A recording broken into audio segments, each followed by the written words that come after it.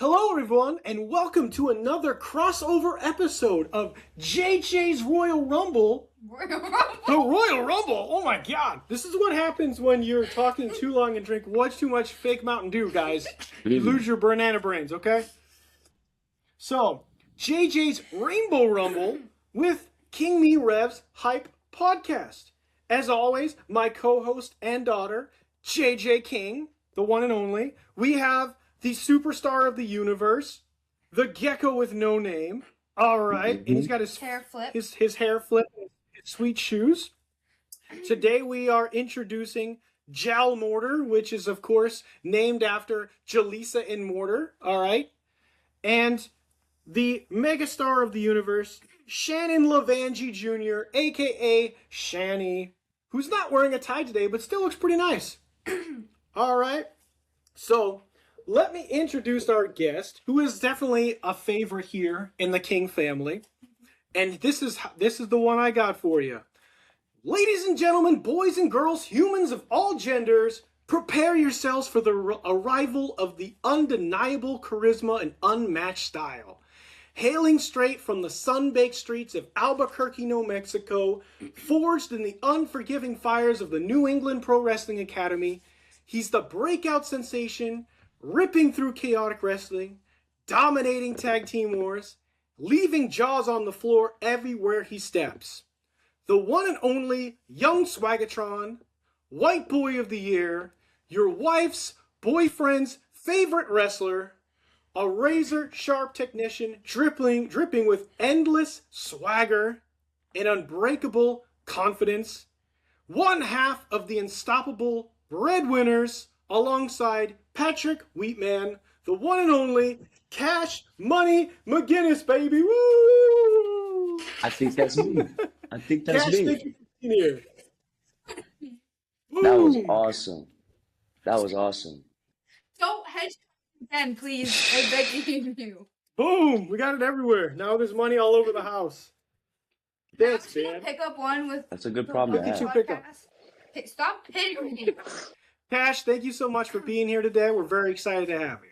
Thank you for having me. This is awesome. I need that intro every time I come to the ring. That was awesome. Dude, I'm in it. You call me. I'm already gonna be there. Let's be real. But call me and I'm in. Let's Yeah, just might be as real. well, you know? I'm gonna be there either way. To be fair, top of the list for us is always chaotic, or I should say Nepwa. So we're always there for Nepwa. Nepwa is always there for us. We love you guys so much. So definitely excited for that one. But yeah. And then it would be nice to work again with the great Richard Palladino, who is the GOAT. Ooh, he is the GOAT. He is the GOAT. Richard, I love Palladino. I've had the pleasure of being a special guest ring announcer at the Wrestling Open for a couple of matches, and Nice. it has been an absolute honor and privilege to step in the ring and be introduced by the GOAT. In fact, right here I have my first card. This is the Okay. card that I did for Sean Vegan Keegan versus the Lost Boy Nick Rodriguez on Thanksgiving Oh, 2025. sweet. So it was a great little thing because I love Sean. Sean's a great guy. He's been on the Oh, he's podcast awesome, too, yeah. and I know, you know, but it's always good times. So, but yeah, thank you for being here today. Of This is course. number 2 for the day for me. We're gonna have on our next podcast for any of our listeners who are paying attention.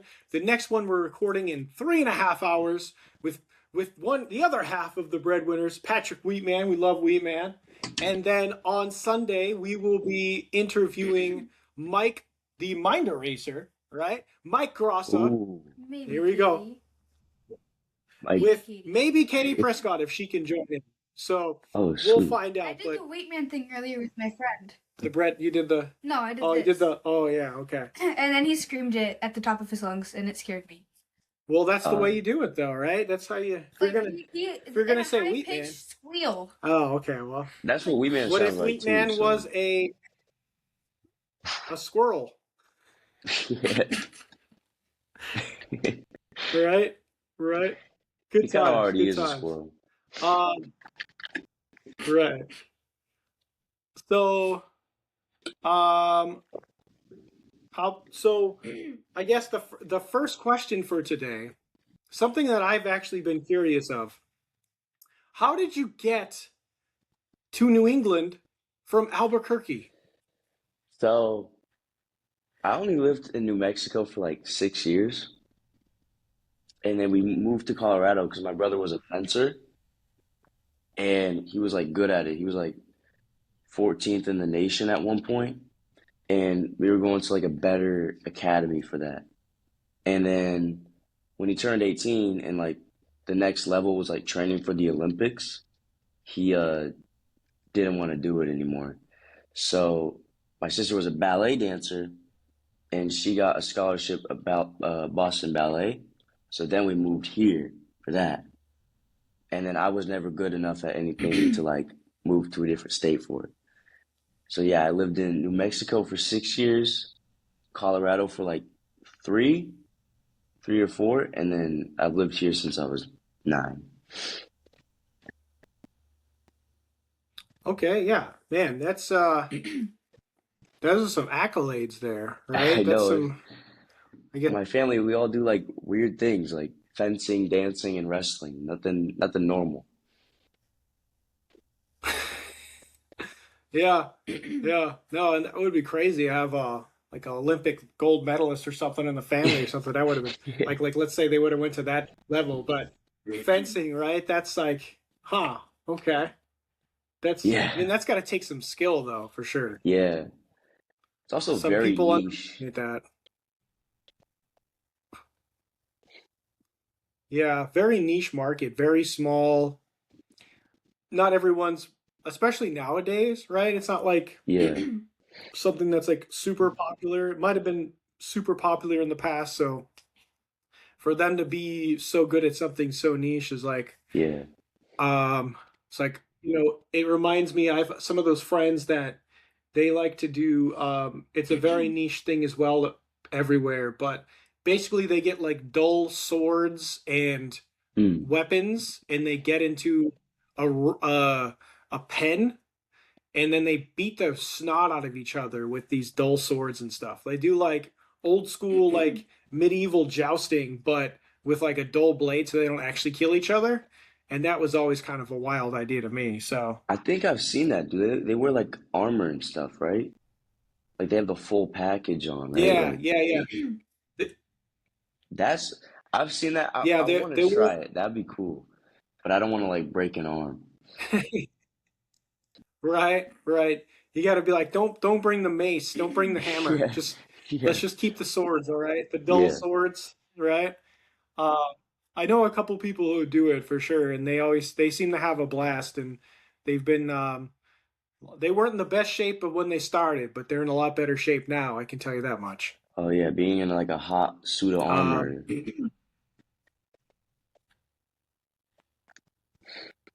right. Uh, JJ, you want to ask your first one?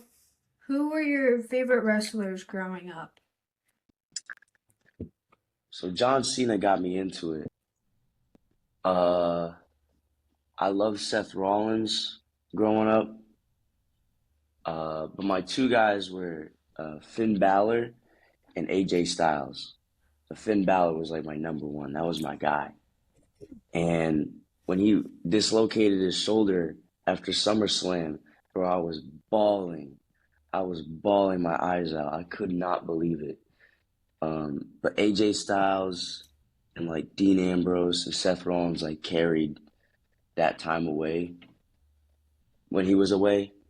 And then he came back and he like never got back to the top and I lost interest and I only got back into wrestling like last year, which is crazy. I only really watched wrestling for like 3 years. Um, and I also loved Will Ospreay, like when he was doing like What Culture Pro Wrestling. I loved What Culture Pro Wrestling. That was one of my favorite things to watch too. But yeah, those were my guys. And like the thing about me is like once I got my favorite wrestlers, I didn't care about nobody else. It was kind of weird. No, I mean it makes sense. Also, I agree with you about like the what culture.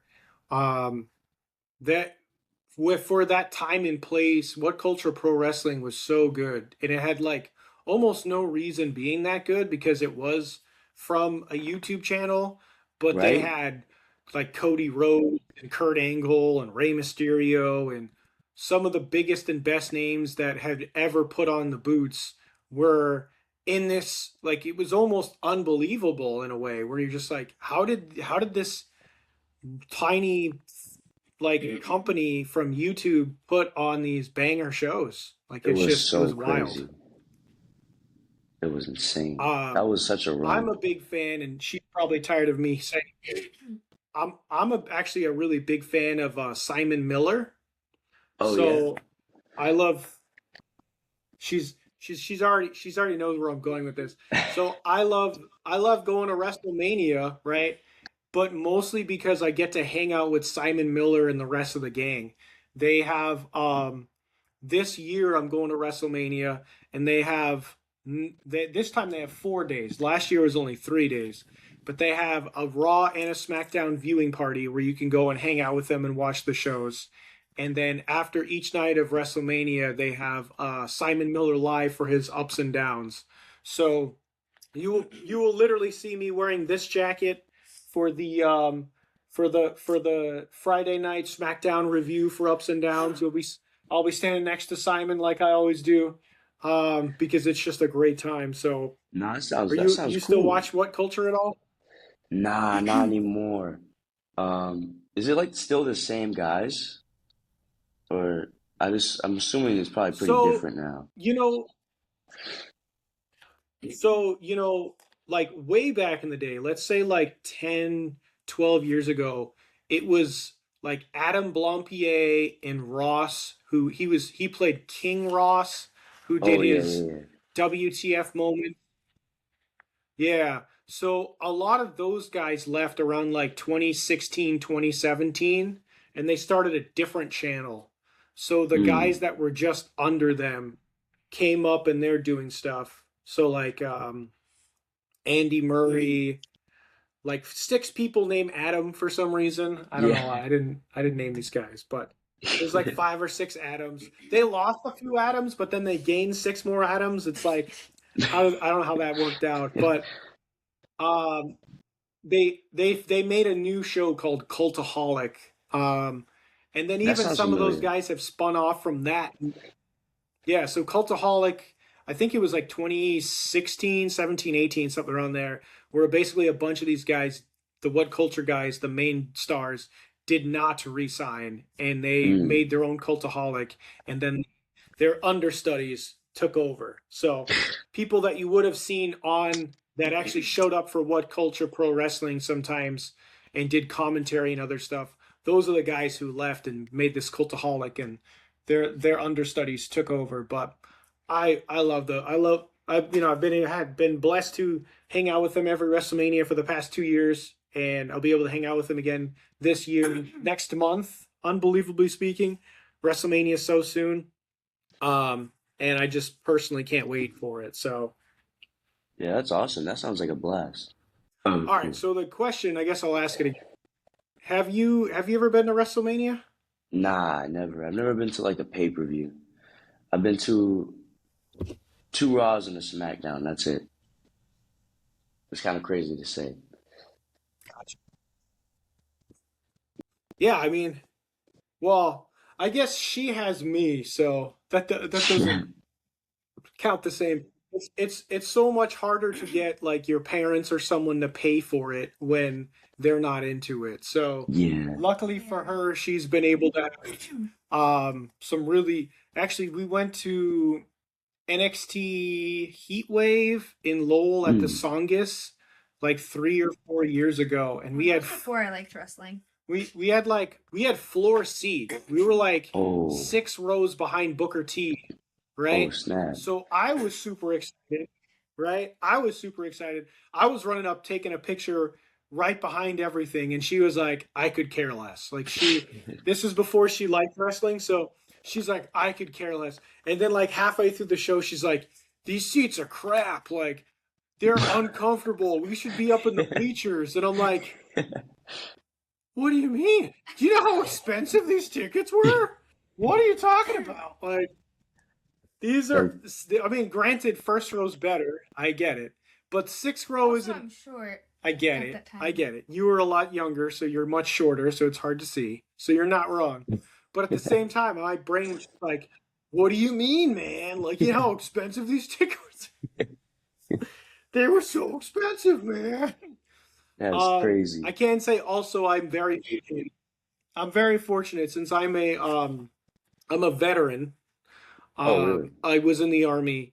There is there is a company called Vet Tix who gives away free tickets to a lot of events. So we've got Oh, to go to sweet. different like house shows. I got to go to Blood and Guts a couple of years Oh, ago yeah. when AEW had the Blood and Guts. Um, which once again, I had to get rid of these people, man. So I had these friends that went with us. I'm not going to name names, but they were Okay. basically complaining about the seats because we were up in like 326, 327, something like that. And they were like complaining about the seats, and I was like, bro, you didn't pay for anything. Yeah, what? I got these tickets for free, Yeah. and uh, I paid for parking. Okay, I got the What? tickets and I paid for parking. At one point, I went to the bathroom. When I came back, the guy, my buddy, he was like, "Oh, I just talked to this guy sitting next to him. He paid next to us. He paid like 180 for these seats." And I'm like, "Yeah, because stuff isn't Yeah. cheap, bro. Like, you should be Yeah. grateful that I gave you a free seat, bro. Like, The audacity. The audacity. the audacity." Like, Yeah. So, needless to say, I'm I'll never understand complaining about like seats if you're there, you know? Unless it's like the Fenway chair where you're like right. right behind the beam. Besides that, there's no room to complain. Like, come on now. Yeah. Yeah. No, that one's a bit much. That one's a bit much. Um, you got stuck in the worst seat in the house, but I mean, I paid, you have to pay like a transfer fee of like $16. So, I mean, Mm, $16 for four seats to a wrestling yeah, show is pretty good in 2020 something. You know what I mean? So, yeah. there's no complaining about that. Mm-mm. Selfish people. Selfish Crazy. people. Um, it's wild. It's wild. Um, so I had a question, and maybe I'll bring this up. I've had Drager, Julius Drager, on the podcast. Good old Okay. Ironside. He's he's a I would say a buddy of mine now. We bro hammed out a few times, and JJ loves when I say that. Super bros. Drager. I love you, bro. So, um, but I was kind of low key shocked because I told him that you were going to come on the podcast, and he was very excited about that. He loves your whole shtick, man. I Oh, was like, really? I didn't, yeah. I was like, I didn't know he was. I mean, not to say obviously bio. There's no like animosity between Nepwa and BioPro, right? That's not No, how that no. works. Yeah. But it was just kind of. I was like kind of low key shocked where he was like, "Oh yeah, I love the White Boy of the Year," and I was just like, Wait, when was this? And I don't remember. "Yeah, you were there. You heard Yeah, this." I remember. I just forgot. I was like, what show is this? There's like lots of shows we go to, and then now I remember. So yeah, WFA. We went to Yeah, WFA last Saturday night. Well, I'm telling him he wasn't yeah, I there. know. WFA last night. Last night. Jesus. That's Last Saturday. Last Saturday. And Drager loves your shtick. So it made me want to ask the question: is there anyone who's non-Nepwa who's in the New England area or maybe somewhere else in the indie scene that you enjoy? Oh, yeah. Off the top of my head, the first two people that come to mind is like Jermaine Marbury and Jeremy LaCroix. Both of those guys, they come from PAPW, I think. Those guys are really cool. They train at Nepwa sometimes, and I've trained with Julius a few times at Nepwa. He's come by. Um, I wrestled Naeem Brooks uh, like a month ago. He's a really awesome dude too. Those are the few guys off the top of my head that I can think of. But in wrestling, honestly, like everyone's been so cool. So anyone you can think of, probably pretty tight with them. Oh, you know someone? Word. Yeah, I'm Beck, going to say this. big fan of Becca. Big fan of Becca. And like any Creative Pro person, Creative Pro is awesome. You a big Becca fan too? She loves Cold Fury Becca. coming up. Cold We Fury's can't wait coming up. for Becca. I sure. Yeah, JJ's been dying to meet Becca for a while now. So, in fact, let's do it. Let's do it right now. I'm gonna spill the tea, as you kids would say. Boo! I got her. I popped You her right got her. there. I You popped her. got her. That's great. One time I said, yes, today I said to my friend, I have some tea for you, and he was like, I was like, wait, I haven't finished the tea, and he's like, oh, tea, and he turned back around and he started, and I told him the rest of the tea. So that's good. So if we can get this on record, there is a Becca T-shirt that is coming in the mail with someone's name on it. Mm-hmm. Boom! Really? Seriously? Yeah, I'm not gonna lie. Why would I lie about that? True. If you're gonna meet Becca for the first time, you're gonna want to wear her shirt. Yeah. Even though I know low-key you're wanting Shannon to win, but no offense, Becca, we just love Shannon, aka Shannon Levangie Jr. Yeah, so that's kind of funny you mentioned Marbury though, because we've been doing all these videos with Benny the basketball lately. So Oh You yeah. left him on I the left floor him for on that the. video. That's my bad. Sorry, Benny.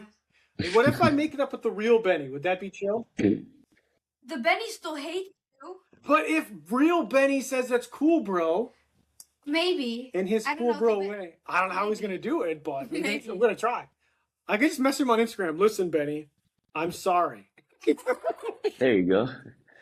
Um, I'm gonna apologize to the real Benny. Okay. Yeah. There you go. So, The other Benny's listening. sorry, other Benny, Real Benny. other Benny, tiny Benny in the other room. Um, but yeah, no, it's great. It's funny you mentioned Jermaine too, because I was just talking about him with Lauren today, saying how it's kind of low key crazy because when I see him, I think like early '90s like WWF, right? He would Yeah. have he would have he would have blended in real well with like the Goon and Isaac Yankem and those type of dudes. You know what I mean? He would have Yeah. been the like Drager said. He would have been the Space Jam guy. He would have been the Space Jam guy. We're playing basketball, baby. Go Jermaine, go. Go Jermaine, Man, go. go. Go Go, Jermaine, Jermaine, go. go. No, She's not feeling You it. actually should get that make a defense. right. She's not having it. What? I don't I'm gonna know what's I'm gonna happening. get I'm tired, I gotta get the okay? little I'm gonna get a little I'm gonna get a I'm gonna make a defense for Hey, that was supposed to be a secret. I'm gonna make it what? That was supposed to be a surprise. You literally just whispered it into the camera. What are you True, talking but about? like What do you that's mean? not a camera. That's a This is on camera. That's a microphone. You just said it on True. live. We're on live. But Yeah. I'll keep the anyways, secret. I'll keep the secret. I Don't think worry. that's good to hear. How about this one? This one should be a softball for you. Where did the idea of the breadwinners come from, and how did you guys put that together?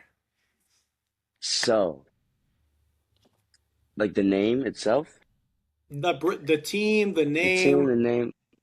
all that stuff. So obviously, me and Wheatman, like we ride together. We live very close to each other. We spend almost every day together. And the name of the team, Wheatman Lover actually came up with it. Uh, one of the fan accounts, he just started calling us the breadwinners on Twitter. And he was super proud of the name. But like it's actually a really good name. And we just like they just started commenting like B-dubs is short for breadwinners, all that stuff to the point where like we had to use it, right? And I'm so glad he came up with the name because the idea is that me and Wheatman had for team names were just not as good. Uh, but yeah, Breadwinners is awesome. I love that name. Yeah, I guess we got to give a shout out to that guy, whoever they are, because that was Wheatman lover. Wheat Man Lover. Good job, Wheat Man Lover. It was a really good. I remember because the first time I heard of it, honestly, was the Lincoln show, Lincoln Oh yeah, Mania, Lincoln Mania, or whatever.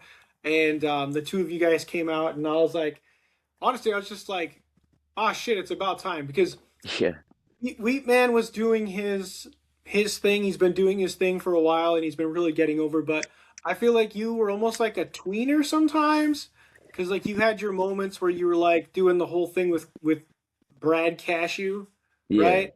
So like people were supposed to be booing you, but you can tell people didn't want to boo you. It yeah, was kind of this weird tweener stage. So when they're finally like, let's just have you be this tag team with Wheatman, and you guys are just super over.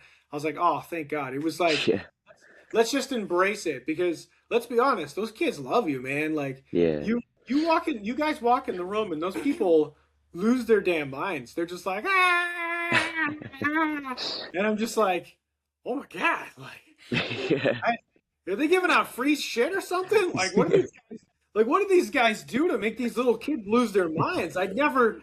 They're just like, oh my God, it's Wayman, ah. And I'm just like, what is going on? Are they giving out Mountain Dews to everybody? Like, why are these kids like flipping their stuff? I just like my brain just like, you know what I'm saying? Like, with all due respect to these kids, I'm just like, I know these guys are awesome, but like, I thought these kids were going to start having a panic attack or something. Like, ah! So it's wonderful to see that the chaotic faithful have embraced you guys. So, um, It's the which Wheatman effect. There's something about them. People love them. Like it's just so easy. Like I walk out there. Usually before our entrance, I come out first, and everyone's like, and then Wheatman comes out, and they're like, oh, okay, yeah. And it's just too easy. I don't know. I don't know what he does. He's yeah, got that sauce. this dude's got it. That dude's got whatever it is. Wee Man's got it for sure. But you got some sweet moves, man. We're like, Thank you. where it's like you. I love how you did that trick where you made it seem like you tripped over the rope and you fell down, and then you Oh, did that. Yeah, you did the little swag maneuver. I'll say keep it PG. We'll keep it PG. You did a little swag maneuver, and I was the like, swag maneuver. oh, Yeah. okay, all right, Uh, I got you, I got you. You could see the look on Palladino's face. He was like, all right, I didn't see that coming. You know what I mean? Like, I what yeah. I low key wanted to ask like Rich later, like, you seen that before? What's going on? That was definitely a first time for Rich. Anthony Green actually gave me the idea for that, which is crazy. AG. I do love Yeah. AG, man. Yeah, He's a super no. dope guy. She hates we hate when I say that. What's going No, on? I'm just saying that I know that you do. You say that How could you not? He's such a cool guy, all right? I know. I didn't say anything about he's not cool, but Yeah, so and I'll say it again. Just kidding. But yeah, AG, the first time I saw him at an indie show, I think it was like 2016 or something. There was a show for veterans exclusively in Mm. Concord, New Hampshire, and it was super amazing because everything was like dirt cheap, Oh yeah. and AG was there, Billy Gunn was there, James Storm was there. It was an incredible card. Um, Nice. Tony Atlas was there. There were so many great talents from different generations. Um, and it was dirt cheap. I think it was like $10 a person because it was Damn. it was like supposed to be for veterans. And Yeah. then like their autographs and everything. Like I think I got Billy Gunn's autograph for like $10, which is Damn. nothing, right? They That's normally crazy. Nick Aldis was there, and he was the Oh really? NWA champion at the time. Yeah. So, and once again, I got a picture and a autograph from him for $20, and let me hold Jeez. he let me hold the 10 pounds of gold. You know what I'm saying? Like, this was one of the best damn cards. It was incredible. James Storm showed up, and he was wearing a mask, and he was waiting for his cue, so he was just standing. I got front row seats, he was just standing next to me like, "What's up, bro?" And I was just like, "James Storm," and he's like, "You don't know who this is. I'm wearing a mask." And I'm like, "Sorry, bro. Sorry, My bro. bad. My bad." And he hopped in the ring, and then he beat him up, and he took his mask off, and was like, "I told you you were James Storm." But AG was great, and then I even told this to AG when I saw him in August at Limitless Wrestling. I was like, I respected him because at the time I can't remember which title he had. It might have been a chaotic title for all I remember. All Mhm. right, I'm getting a little old. It's hard to remember all this shit all the time. All Yeah. right, Yeah, you're so 40. yes, I'm 40. Thank you. I remember. Hey, Uh, I don't look too bad for 40. Okay. no, you don't. I never said you So looked take Where's bad. that. Take where's that. where's that Never said you little looked where's bad. that little button? Stop with the Pew, button. pew, pew, Stop with the. pew. I'm gonna get my phone out. We're gonna get the sound effects going. Don't do the sound effects. That's right. I have to deal That's with kids right, at school ladies. doing I'm that. single and ready to mingle. Let's I go. have to deal with Hey, you heard immature him. playing a Boom. soundboard. It's so annoying. All right. But AG was out there. It was a Ring of Honor show, and AG was outside when the show was over, and he was passing out flyers for his next show.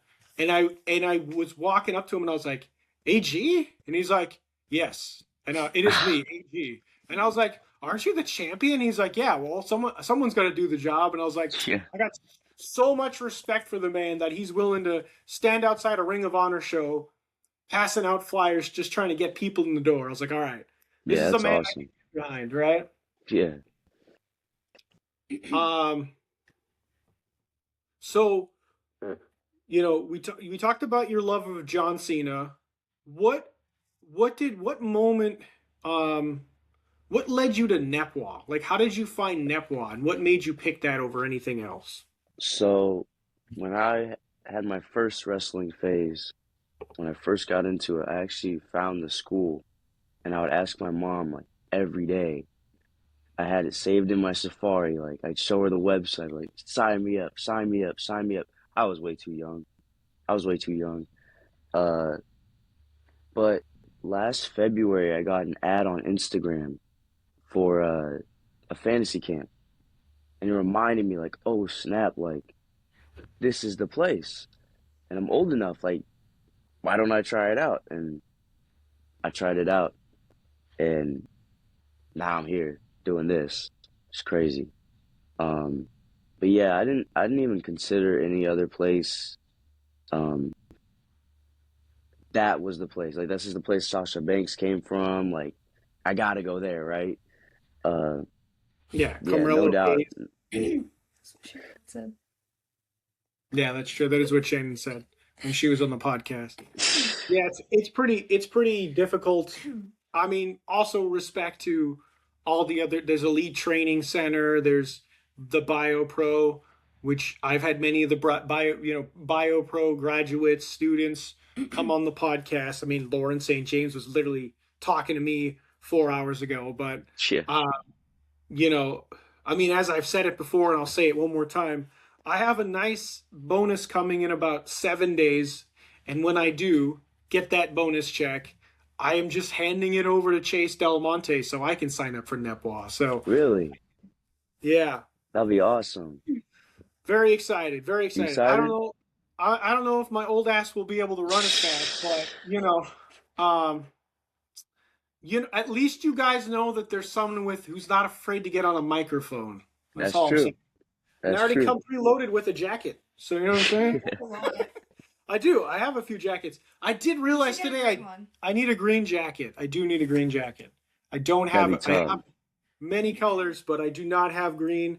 And I could wear it for multiple stuff. But I probably have like, I don't know, 15 jackets.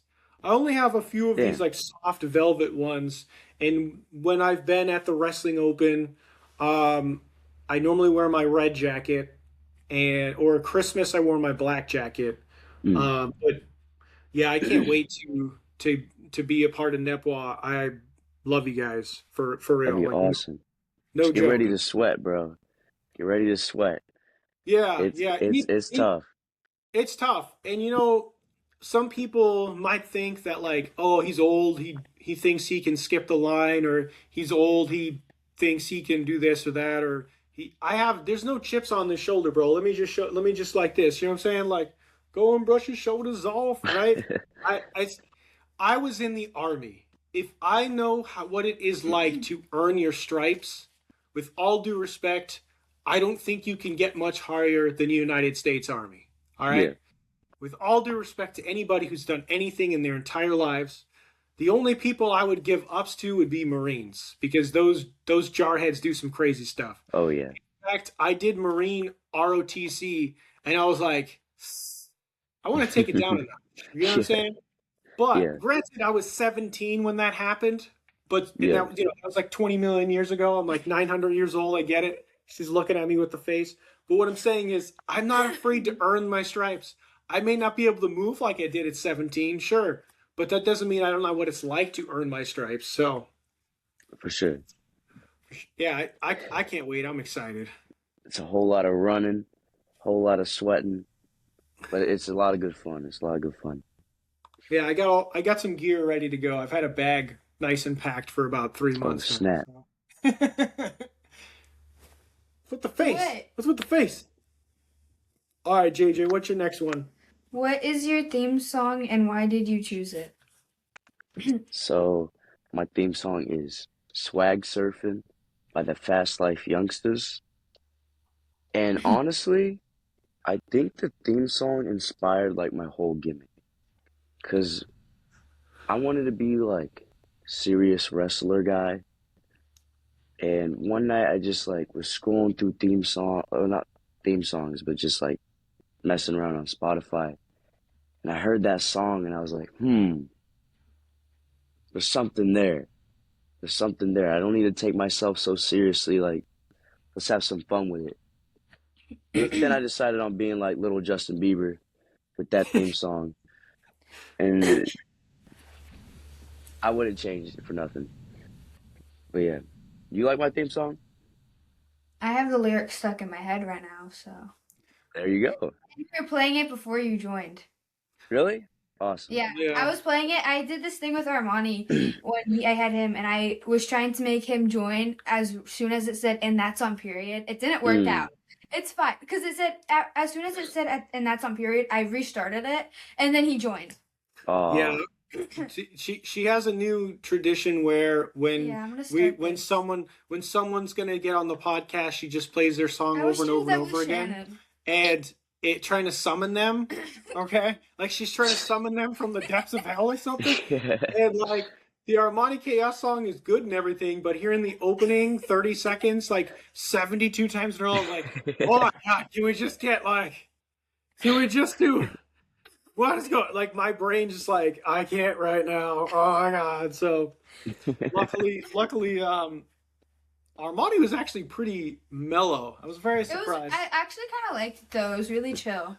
Very chill. For me, I'm normally a very up guy. He seems like he's a very energetic person. So for us two energetic people to just be like, maybe we evened each other out somehow. Like he's energy, I'm energy, and we're just like phased into nothing. And we're just like, so what's Phased up, into bro? nothing. Like let's just have a beer and talk on the couch. You know what I mean? So we talked about Wheatman Lover, but for Yeah. you, being diehard supporters with your cash accounts and all that stuff, hyping you up nonstop on social media, how's that kind of dedicated online energy fuel you to like bring even more to the matches? So obviously, like when you think about like doing this, you like imagine like, oh, like when I get like fan accounts and I get like people tweeting at me and stuff. I did not expect it to like happen this soon. Like I think I had like 4 or 5 matches when the Cash McGuiness lover account was made. Um, but it's been so funny. It's been so awesome. Those guys are hilarious. Like the stuff that they post, I couldn't even think of. Even though everyone thinks it's me, I swear it's not me. I'm not that creative. I can't think of the stuff they do. But yeah, it's hard to believe a little bit. But I love those guys. They're really funny. Um, but yeah, I'm surprised myself. I'm like, me, bro? Like, me? Anyone else? I'm already Right. chaos is right there. Like, but nah, it's cool. And I see there's a Shannon Levangie lover now and a hater. Yep. There's that. I feel like the chaotic faithful are showing up and repping hard, right? So Yeah. they're doing all kinds of stuff these days. Um, any thoughts on when you're gonna drop some fresh merch and start cranking out that swagger or what? Just can't, like, gotta find the right materials, the right, you know, factories, like the most premium stuff. It's just hard to find. Uh, and honestly, like I'm out of ideas, bro. To be real with you, I have so many ideas, and I don't know. I just haven't found the right one. To be real with you, and Uh, that makes sense, you know. yeah, cause like Wheat Man, he could do the Wheat Man. Pogo's got his thing. I just don't know what my thing is yet, but we'll get Sunglasses. there. You could be Sunglasses, maybe, you could like you can like put your logo on some sweet sunglasses and sell those. maybe. I Dude, was thinking about like breadwinners armbands, Ooh, that'd be but for Cash McGuiness, I don't know. People tell me to sell the White Boy of the Year shirt, but like cool. I'm White Boy of the Year. Like I don't want yeah, anyone else wearing that. What are you talking about? right. It'd have to be like I support the white boy of the year or something. Like Yeah, they can't take your identity. That wouldn't make any yeah, sense. They're not you, bro. That's not how that yeah, works. They would need some kind of like, you know, white boy ally or something. yeah, Like, yeah. Like I'm with White Boy.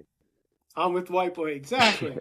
I'm with white boy. That would make more sense. They can't be the white boy of the year. That's Because if you wear it at a chaotic show, like some people might get it and be like, "Oh, like he's with Cash McGuiness." But like as soon as you leave the building, you're White Boy of the Year. Like you're the only person at the mall with that on. You're the only yeah. person out there. So I don't know. That's got to be a very articulated title for that first. I do, there is a couple of things that I plan to bring, and I actually talked about this a little more extensively earlier with Lauren St. James, and she actually made me feel a lot better because for a little while I thought I was losing my mind, but I stopped and I thought about all of the skills that I have, right? So I went to the Art Institute of Phoenix to get a bachelor's degree in digital filmmaking and video production. Oh, nice.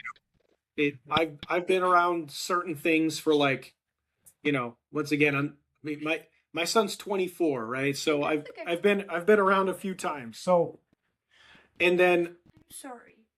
so what I'm saying is I was thinking of all of the things that I can already bring to the table based upon my previous experience.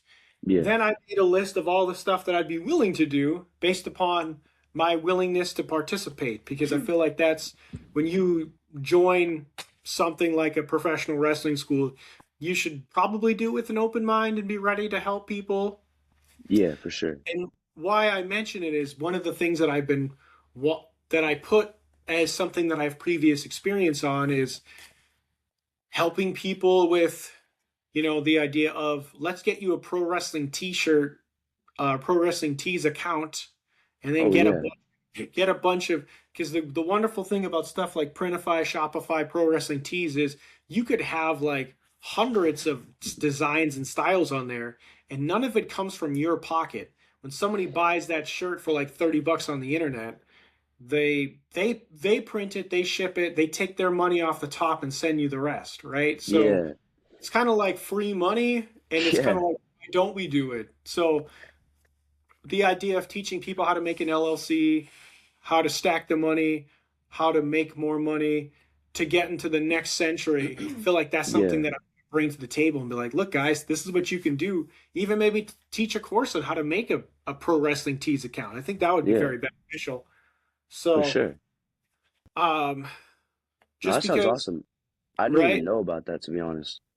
I didn't know you Speak, could just do that. 100%, 100%. Um, when it comes to pro wrestling tees, you have to have you have to have either 10,000 followers to get on there, Oh, or you have to pay $75 and submit a resume. Because mm, obviously they want an actual wrestler, someone who's actually went through a real wrestling school and yeah, has actual matches. They don't want just some random jerk who yeah. pretends to be a wrestler. Some Just, like trampoline wrestler, you know?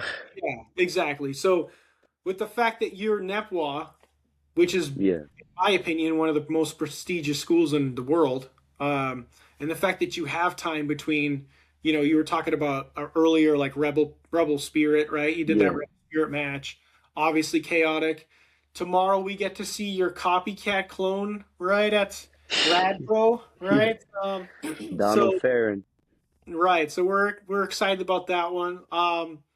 But with the fact that you guys are genuine, actual wrestlers and not some wannabe faker guy, Yeah, you could get an account and sell stuff. And if people don't buy it, that's fine. It's better to have it and not use it than never have the opportunity to sell things and make more money. So I would throw more money around, but I already spread my whole thing. So let's try it again.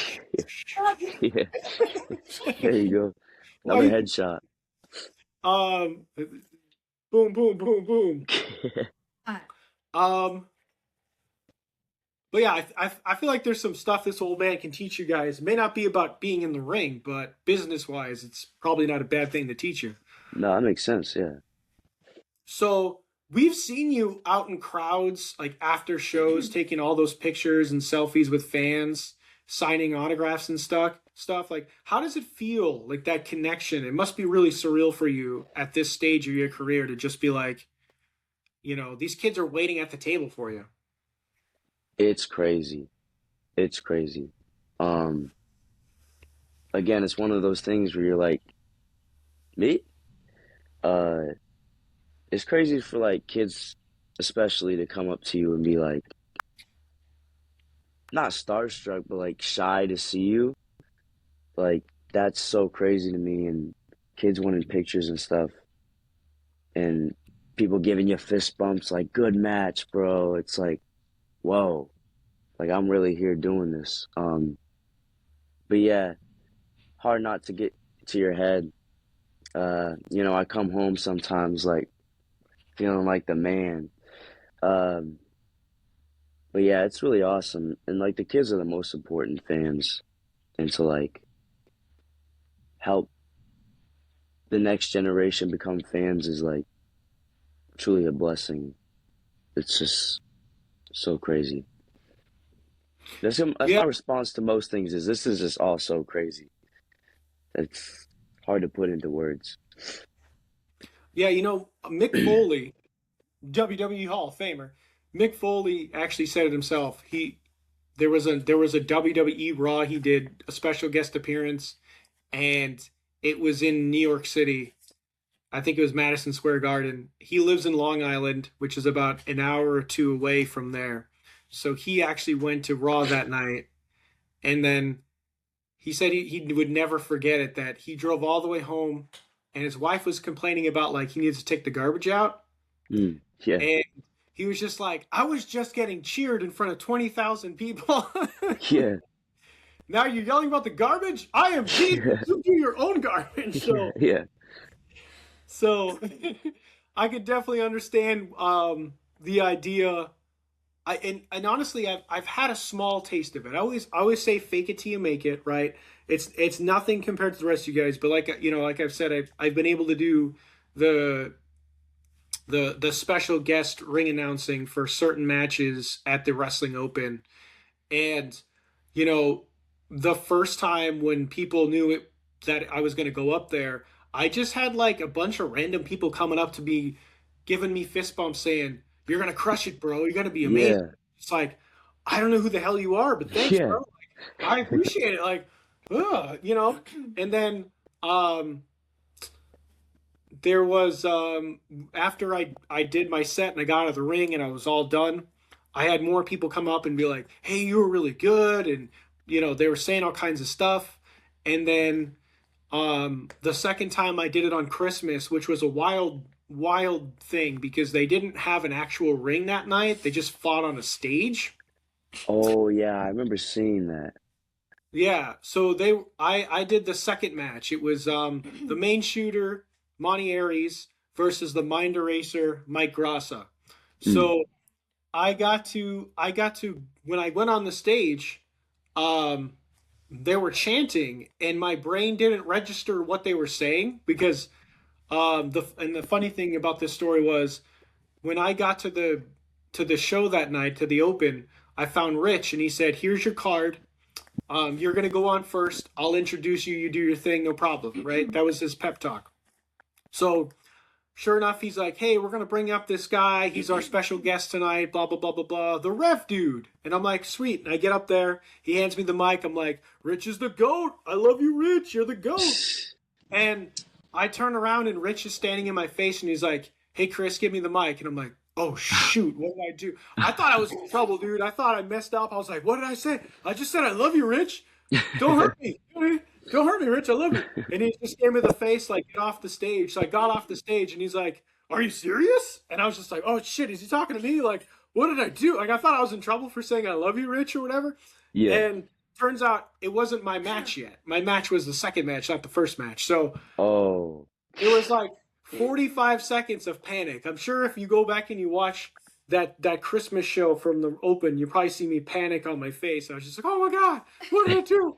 What did I do?" So he pulls me back up, and I was just kind of like, "Okay, you're not in trouble. Just calm down. You're fine."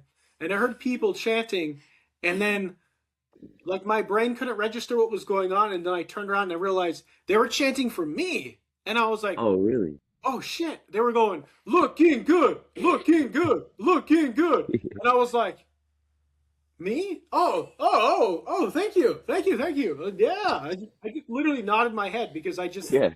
my brain was just done. Like I couldn't think about what was going on. So I've had a small taste of that for sure. Yeah. Sure, probably shouldn't talk about the other one. Uh-oh. She's she wasn't happy with me that I went to the wrestling open You without can her. cry now. There's no Oh. crying in baseball. Um, it's not my fault. We had to go to school the next day. So Um, I don't care about school.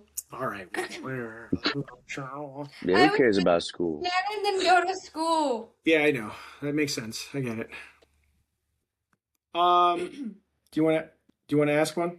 Um, do you have any secret talents or hobbies? Hmm.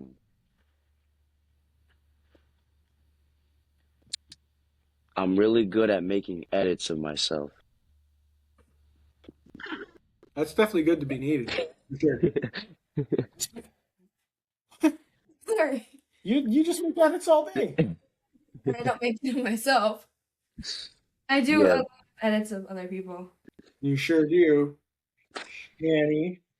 Um, I'm trying to think. I used to do, growing up, I used to do ballet. That was my thing growing up. Cat's out the bag. I don't tell anyone this. Um, Besides that, edits of myself, and I used to do ballet. Hmm. That's it. Yeah, I really just got wrestling. I'm also kind of swaggy, just a little bit. I can put that on sometimes. I feel like I should show you my. I wonder if now maybe I should show up sometime in one of my gears so I can be like, check this stuff out, man. Especially with Like, my, I got 42 pairs of Pumas, so maybe I got. Yeah, you do. You have a lot. You I have have a a lot. you have I have a an lot of obsession. Pumas. But I can't be talking because I have like lots of stuffed animals. If someone gave me a stuffed animal, Valid. I would love them for the rest of my life. Valid. oh Especially if snap. his name's Gil.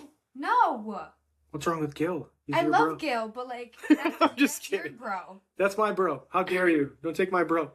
Um, yeah, no, and edits, that's actually really good because, and that's actually another thing that I've been wanting to make sure to talk to talent about. It's really up to you as a talent, right? To to get yourself over with multiple crowds. As much as Yeah. it is like up to Chaotic or whoever books you to to get you to get you to the dance, Yeah. everything in between is really up to you, and there's so many open with the fact that social media exists and everyone has a cell phone or whatever. There's like no reason, if obviously, sometimes you got to ask permission for certain things, but Yeah. there's no reason for people not to be like doing videos and making content, or at least making sure people are abundantly aware of like when your next match is and who's gonna what's gonna go down. So Yeah. Guys like Ben Bishop and Richard Holiday, like I think they post like 3 times a day each, yeah. and it's just like random skits. Like sometimes it just seems like they're out and about. There you go. 7 fear. I know it messed up. Yeah, no, Sometimes, they do so much. I love Ben though. Ben's such a cool yeah, guy. That is amazing. Oh, we never did that. Ben's a cool guy. yeah, they're we both really awesome people. we we're supposed to do a skit with Ben, but we haven't found the time. Mm, He's a pretty busy guy, but yeah, it's too much to explain via podcast. Besides, it would kill the gimmick. We'd rather Yeah. do but Ben has been gracious enough to say that when he finds the appropriate time and he's in the area, we're going to do the skit with us. So I awesome. couldn't agree with you more, though. It's a great those guys are really good. I know there's even like All Go Nelly. Yeah, He's been on the podcast. He's always like posting stuff. He's always reposting other stuff. yeah, So hey, and the easy answer, honestly, sometimes is that's what I'm here for, if anything. I mean, I for don't want to, sure. once again, no, let's dust the shoulders off here. But I don't know of any other fan that goes to anywhere from 1 to 3 shows a week and reposts every single thing that happened at that show. Yeah, There is no one else out there who is as comprehensive. Maybe they will post about their favorite people. Maybe yeah, they'll post things here and there, but I post entire events.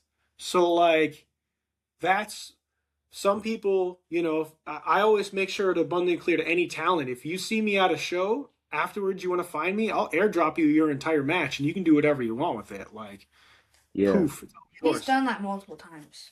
I have. I definitely have. That's sweet. I remember there was one match I had recently that a move got like like the stream cut out when I was doing a move, and I remember I was like watching the stream back, and I was like, oh man, and then I was like, I'll wait like 2 days, the Rev dude will post it, and I'll be able to see that move. So like it's reliable too, like,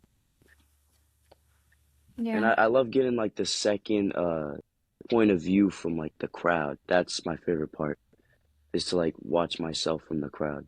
And I watch other people's matches too. I'm not just all about myself, but Right? I mean, it's Shannon talked about it when she was on our podcast, how she likes to watch anyone she's going to wrestle because then it gives her an idea of what they can do, you know? yeah, And quite frankly, it's like it's such an open book. Like I'm going to say it again. I say it in every damn podcast. We are so spoiled in New England. yeah, We are spoiled. I have to say it. I'm sorry. She's like, gonna say it in like 3 you're going to say it in 3 hours with Wheatman too. We are so spoiled in New England because any given Friday night, there's like 9 shows. There's like for real. there's nowhere else in the world where you have 5 or 6 independent shows putting out bangers, right? I mean, we watched Armani Chaos win the Chaotic title at Pandemonium.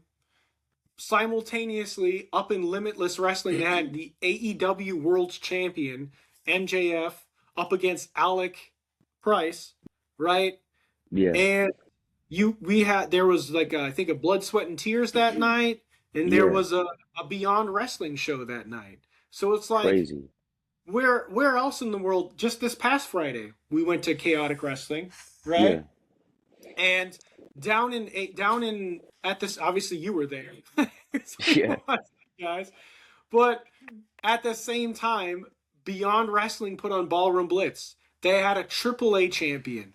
They had an AEW, TBS, and women's tag team champion in Willow Nightingale. They had the Hmm. Luchador Kid, the AAA champion, Willow Nightingale. They had TNA wrestlers. They had AEW wrestlers, WWE wrestlers, and AAA wrestlers all on the same card. Like, It's crazy. it's insane. We get so much incredibly good wrestling. Luckily for us, we've actually put our roster together. So Shannon Levangie is always number one. Wherever Shannon is, we go first. Okay. Okay. Okay. So that's a shout out to Focus Pro. Focus Pro, we love you guys. But Shannon is at Supernova on March 14th. So that's Uh-oh. Supernova. Okay. Normally we go to Uh-oh. Focus Pro, and we love Brian and we love Evan, and they're good And guys. then we're also, aren't they sponsoring her? Yeah, I'm sponsoring her. You're so- sponsoring Shannon on the March 14th at Supernova. That's awesome. So, and then it goes Shannon, and then technically Nepwa, and then everybody else. Yeah. So I'm okay with that order. I'm okay with that order. I'll take it. we do love our Shannon.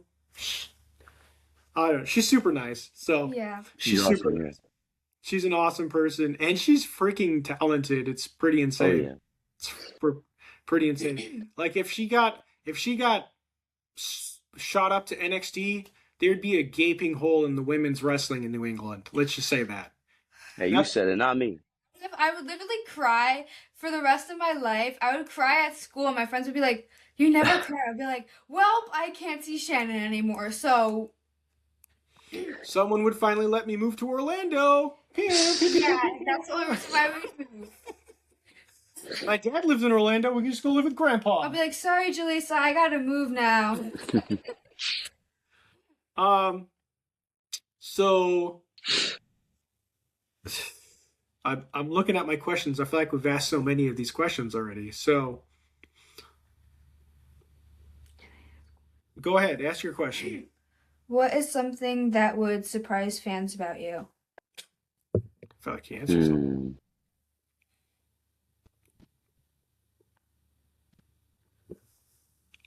I'm trying to think. That's a good question. What would?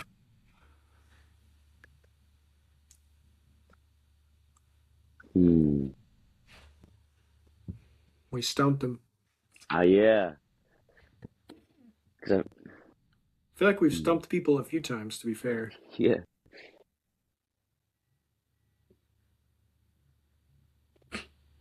I would say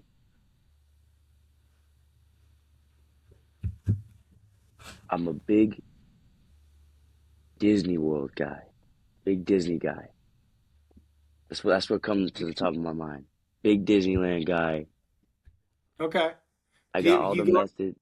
If we go to Disneyland, I got all the methods. We're riding all the rides, getting all the right food. I'm a connoisseur for that thing. All right. Big All right. Disneyland guy. So if you're going to Orlando, I'm going too, bro. We're hitting Disney World.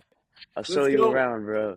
Well, if my dad lives there, so he gets like tickets for a third of the price. You know what I mean? So Oh yeah, they have like a citizen discount or whatever, right? yeah, 100%. That's awesome. So my dad's always said that. He's like, listen, if we're going, you got to go with me because I'll get us like tickets because they want the locals to go too. So they give Yeah. them the tickets are like, let's say the tickets are $100. He pays Yeah. like $33 or something like that. Damn. They paid 1/3 of the price depending on the package or whatever. So my dad's always been like, when you show up, just let me know, kid. We're gonna go. So big Bostonian guy. Well, we're from Lowell, all right. So that's how we talk in Lowell, kid. That's how we do it all around here. It's funny you growing up in Albuquerque and then leaving at such a young age. You said you went to Colorado, then you came to Swagachusetts. I get it. Swagachusetts. Boom. But because little known fact, JJ King here was actually born in Phoenix, Arizona. So Really? not too far from Albuquerque. Yeah, not too far. I've actually been to Albuquerque. That place is a little wild.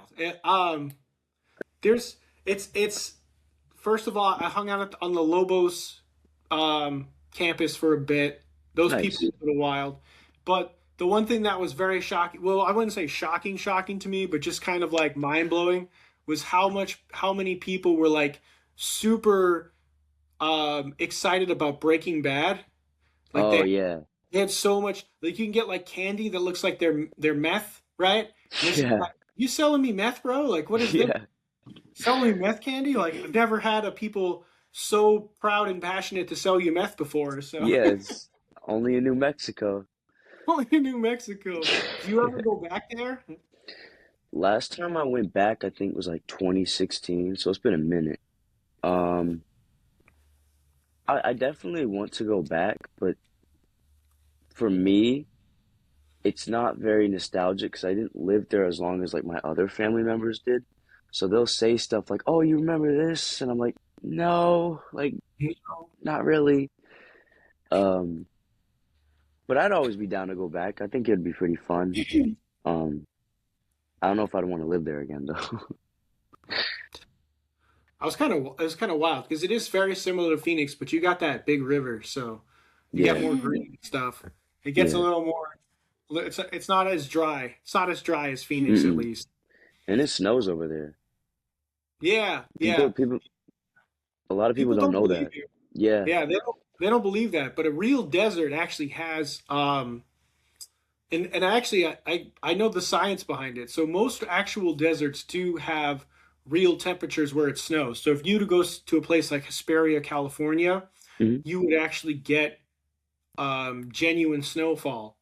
But Mm. the reason why Phoenix doesn't get that, and the reason why, so like if you ever go to Phoenix during the day, it's like 120 degrees, and Yeah. at night it's like 90 degrees. And the ironic thing is it's Phoenix's fault Mm. because back in the 1950s, they used to use regular pavement, but the long, summers with all the heat would crack the pavement and ruin it and basically make it so the roads were unusable, which Mm. kind of understandable since for whatever reason we can't seem to build a road that stays put here in New England, right? Yeah. Every pothole in the world, especially in Yeah. Massachusetts, you're just like, is this guy drunk or is he just Yeah. potholes? What is he doing right now? I don't know what's going on. Yeah. But they're having a similar issue in Phoenix, and they actually hired a bunch of scientists to try to figure out what they could do. And in the 1950s, they created a special rubberized asphalt. Hmm. So they would melt old tires, they'd blend it into the pavement concoction that they had. And what it does is it actually absorbs the heat and it only makes it expand a little bit. So Okay. that's great because it saves the road from getting destroyed easily. But it's bad because it traps in all that heat. So Mm. it sits there all day at 120, and at night it should drop down to like 70 degrees, but it doesn't. It's like 95 because the ground is so still baked hot that's why there it is. So most people don't know that since the Phoenix metro area is like nearly 20,000 square miles, which the state of Massachusetts is only 10. So Mm. the city of Phoenix is twice the size of the state of Massachusetts. So that's a lot of rubberized asphalt. Meaning, Whoa. In science class. all right, well, boom, now you just got some more science in your face. Yeah. Boop, Take that. boom. Like science anymore. Would you? You're killing the gimmick here, man. Okay. Yeah. Man. It's not my fault. I have a brain. Boop. Hey, don't say you don't have a brain. Wait, I kind of don't have a brain though. Okay, banana. So what I'm saying is this. That's the reason why normally doesn't get as cold in Phoenix as it does as other places. So most people would assume Interesting. it doesn't, but it really does. Hmm. What she's doing. She just gave me a Stretching. sketchy face. I feel like I should. I feel like Really uncomfortable in these chairs. really tell me about it. You had to sit in a ladder. Cry me a multiple river. times. Boom. He had to sit in a ladder. There's multiple real times. heat between you two. You guys Yeah. got heat. Right. That's why she's getting at me. Ooh, you know what? You That's know why what? you I have want to to drink mess the with her. Pepsi. You know what? You know what? I want to now. Oh, Now that no. you said that, You know who JJ King and the Gecko need to meet? The Who? Banana Girl. Stop! The banana girl. Yeah. Banana. Banana. Banana. Banana. Does she not like the banana girl? No. Actually, one time I screamed, "I don't want to meet the banana" right in front of the banana, and she turned around. I was like, Oh, So I think they could be best friends, is what I'm trying to say. yeah. I'm surprised you guys aren't already friends. I They don't even. We saw her my first ever show. Me and my well, dad were there, and it wasn't his first show, but it was my first show. And we saw her, and we were like, "What is she doing? right. Who is she? Why is The there banana a girl. child alone?" We started calling her what was it? Princess Banana Plant. I Because rock with that. yeah. But I think the two of them would be best friends. Yeah, Right? what? I think it would work out. And I feel like you could do the Mega Powers handshake like Hulk Hogan and I Macho Man said Randy no. Savage. I'm good. I don't. You're trying to make Sean being Keegan Sean. make me. You're trying to have Sean Yeah, I'm trying to get. convince I'm trying to me, have. but I'm it's trying to not have. gonna work. It's not like Nah, he's Shannon. nah. Y'all need like a peace treaty. We can't have JJ and the banana girl feuding in the crowd. Yeah, That's not good for business. not good for business. You got your gimmick. She's got her gimmick. It would work. You guys could be best friends. She looks like she's around your age. I don't know. I think it would be super cool myself. You guys would be like the icons of the chaotic fandom world. Yeah, I think we're missing out on a lot of money here. Yeah, you got it's what's best for business, It's what's Gecko. best for business. There you Everybody go. likes the Gecko. That's what I feel like the that's people what like who's the this Gecko guy? more than me sometimes. That's what Hunter Hearst Helmsley would say. That's what Paul Levesque would say. It's best for business. It's hilarious. I feel like people prefer the Gecko over me. I don't know about that. Probably Just because I take it can't easy. talk. I have to do the talking for you there. Yeah. Talkity. Luckily for you, I can do the talking for 5 people. Mm. Oh my god, it's all in my face right now. Why are you all in my grill? Because he's cute. That's not a that. To be fair, That's valid. valid. So you guys are. I definitely think you guys should make those armbands. I think people would snatch those up real quick for sure. I think people would buy them all day. If for 2026, like what are you looking forward to? Like more breadwinners? Like you guys gonna tear it up this summer? I'd definitely like to tear it up with Wheatman. I'd like to face him too. I'd like to tear it up with him in that way too. Honestly, I just want to get on as many shows as I can, on as many promotions as I can.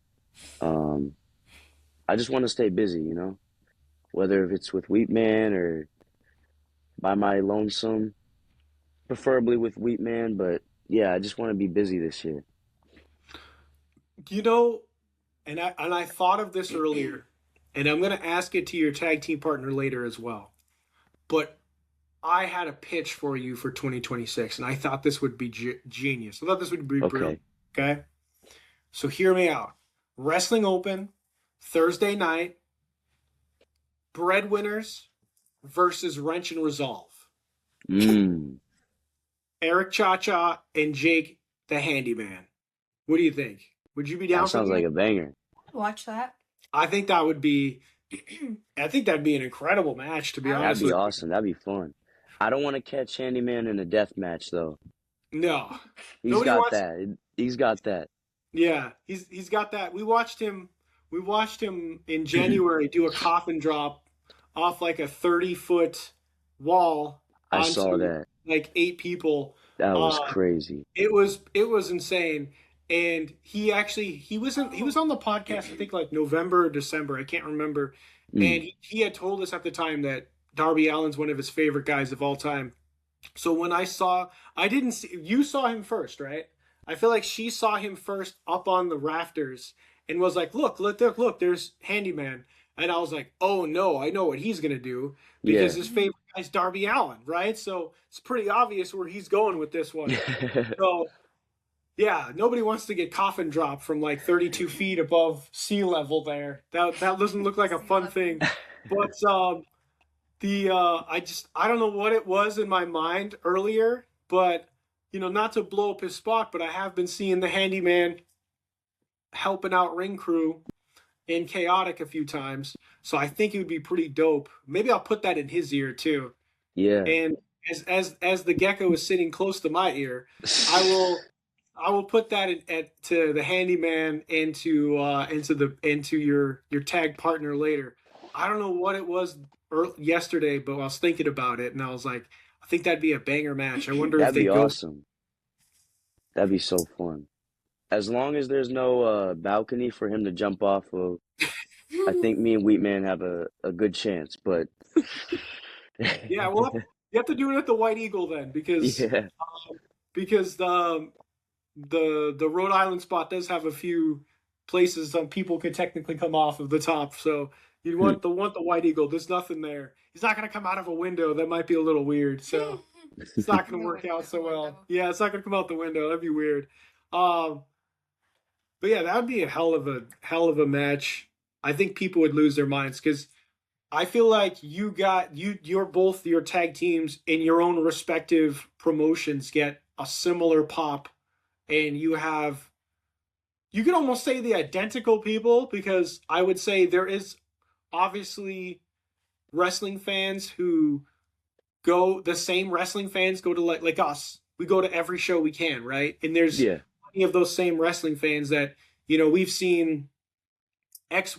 I couldn't name how many people, the same 10 people at the Open and at Chaotic and at this one and that one and this one and that one, yeah, EWA, WFA, it doesn't matter. It's all the same people. So I feel like the same people who have that same reaction for Wrench and Resolve love the Breadwinners the same. So I yeah, think they would lose their damn minds. I think it would be a hell of a yeah. booking. That'd be a blast. That'd be Uh, so much fun. Drew Cordero, Chase Del Monte, somebody book that match. Hold on. DC, I know DC runs the whatever. People are always like, well, DC doesn't do the booking. All right, I don't keep. It's his name on the check, isn't it? Who cares, right? You don't think he can put it together if he wants to? Okay, I think he runs the place. All right, and there's a Chase that runs the place. So I think somebody will figure it out. They're better than at this stuff than I am. So, Yeah, um, so you have such positive, upbeat vibes with yourself and your fans. Like, do you feel that love from the crowd most of the time? definitely. Uh, Again, like it's still crazy to process. But I remember when I was coming out for my first few matches, and during my entrance, people were like rocking with me and dancing with me. People started bringing like signs for me. I was like, y'all are supposed to hate me. Like, I suck at what my job. Like, um, but yeah, I started to just embrace it, honestly. Like, all right, this is how they feel. And now I can fully go into embracing it and doing cooler stuff and not having to like piss people off. It's very fun. Yeah, no, I can definitely see that. And I guess we should, man, we should shout out to Caroline. I love Oh, Caroline. I love. Caroline? Shout out Yeah, Caroline. shout out Caroline because from what I've been led to believe, this kind of leads into my next question about commuting for shows. I know that she's very helpful with the commute for the breadwinners, but Yeah. um how how do you balance training, commuting for shows, and everything in your life at this early stage in your career? Ooh. Um, when I started, I did not have a car. I still don't have a car. And the biggest question for like signing up at the school, because I live like almost 2 hours away, is how the hell am I gonna get here every single day? And my first class, Wheatman was there. And the thing about Wheatman is when we go to class, I got my backpack he just carries his shoes in his knee pads. He never has a bag. But for this specific class, he had a bag um, that had our local high school's like team logo on it. So when Okay. I was like nervous as hell for my first class, I see him like digging in this bag and I recognize this logo. Like, wait a minute, is this guy also from Plymouth? Like, do we have something here? Um, and that Wednesday, I think that Wednesday night, I asked him like, bro, like, do you live in Plymouth? And he was like, yeah. So we started riding with each other every day, and it was honestly such a blessing because I think I would have quit if he wasn't there to help me every day. But in the summer, we lost his car. Uh, I won't expose what happened. You can ask him about that. But we had to start taking the train to South Station, walk to North Station, train to Lawrence, and walk to the school. We did that 3 days a week, no question. Like never even like second guessed it. It never was felt wrong. Like we'd have to leave at 12:47 to get there at 5. And it never even clocked in my head that we were traveling 5 hours every day to train for 3 hours. And I think that helped me like realize how much I wanted it and like how much I loved this is I never questioned it like this doesn't make sense or this isn't right or I hate doing this. I can't do this anymore. We both just did it. Now we have a car again, but yeah, for the entire summer we were thinking about doing it again. I don't know if I want to do it again. It's really nice to ride in a car. And another person that helped during that whole situation was Caroline. She'd be the one giving us rides home. So shout out Caroline. Right. And shout out Weeman. Shout out Wee Man for sure. Um, yeah, we definitely love Caroline in this household. She's been She super. recognized the gecko. She literally said that the first time we met. She's like, "Oh, is that the gecko?" And I'm like, That's Yeah, awesome. we "Do you know we who the gecko we is?" met her the first time in. We were talking to Wheatman, Yeah, as well. it was in Tewksbury, at the Bear in the Woods match in October, and it was hilarious. Should we tell him the name that we gave her? Yes. Okay, so that that that that was October, so people were supposed to show up dressed up in costumes for Halloween, Oh, I remember this. and the only person that seemed to do that was Caroline. So We didn't know her name. we didn't know her name. All right, we'd never met her before, and I decided to come up. I started coming up with nicknames or like yeah, code names because I didn't know who they were. yeah, she started. I did Well, that with Gunner. it was funny because for the longest time there would be people's real names, and then there'd be their wrestling names, and then there would be whatever JJ gave them as a nickname. Unless And it was like certain people like Shannon, because I okay, instantly Gunner had a freaking nickname for whatever. yeah. But guy. but Caroline, the first time we met her, she was very excited because she's like, "Hey, is that gecko I've been seeing on Instagram everywhere?" And we're like, "Yeah, this is JJ and the gecko." And we ended up getting it. We were like, "You want a picture?" And she's like, "Yeah, that's exciting." So we got a picture. She was like so hyped about it. I was Yeah, like, she's very hyped about getting a picture I of the called gecko. her my like an actual like she was like a fan. She's like the I know she's a fan. Right. But that day she was dressed up as an alien, and she had the little thing on her head and everything. And afterwards, we were like, "What was her name?" And we were like, "I don't know, dude. I don't know what her Started name is." Alien lady. Yeah, so we started calling her the alien lady. Like she was the alien lady because she had the makeup and stuff. It was kind of like And I then I don't had know. to learn her name. Yeah, yeah. It was So kind of annoying because I had to actually learn her name and like remember to say Caroline and not alien lady.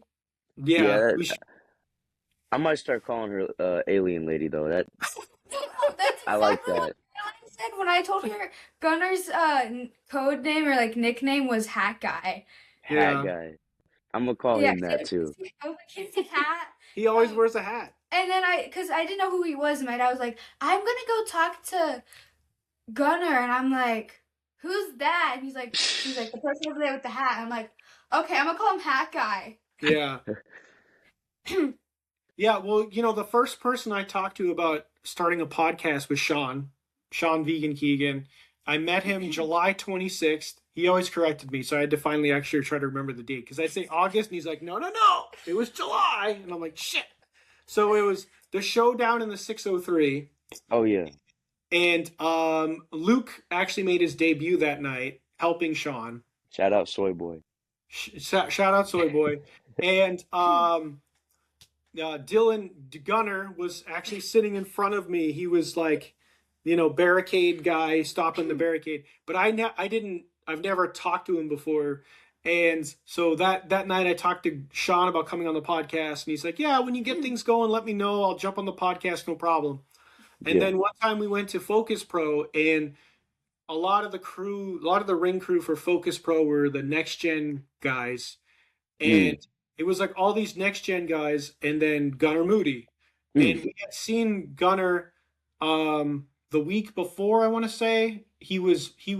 We actually saw two shows that night. We saw APW show, and then we drove over and watched Chaotic Sub, the end of That Chaotic. was my second Chaotic show. Right, the Chaotic 25 anniversary, because they had those shows. Yeah. So Gunnar did the same thing, because we were kind of like, we showed up, in the middle of it was the unit versus a bunch of people. I was really sad. TJC and stuff. Match. Right, we missed Shannon's match. We missed a couple of things, but But at least I met her that day. But then Gunnar Moody actually came out for that big battle royal they had, and when I saw him at Focus Pro, I was like, he's by himself. Like, it's a little less intimidating talking to one guy instead of like 14 dudes in the corner. So basically, I just went up and I was like, hey man, I'm trying to do this podcast. Would you be on the podcast? And I told him all about it, and he's like, yeah, sounds great. So I loved meeting him. That was like one of my favorite days. Yeah. Yeah, Gunner's awesome. Shout out to Gunnar. Shout Love you, out, bro. Gunner. Shout out all day. He's been nothing but a gentleman to us. Especially when I drink that Mountain Dew. Yeah, the first time. So actually the 2 Mountain Dews. I have 5 jobs. All right. Okay. My fifth job is that I'm a business developer and events coordinator for a kava bar. Nice. And it's too far for you, but if you and Wheatman ever want to come to Nashua, I can hook you up with some drinks. But nice.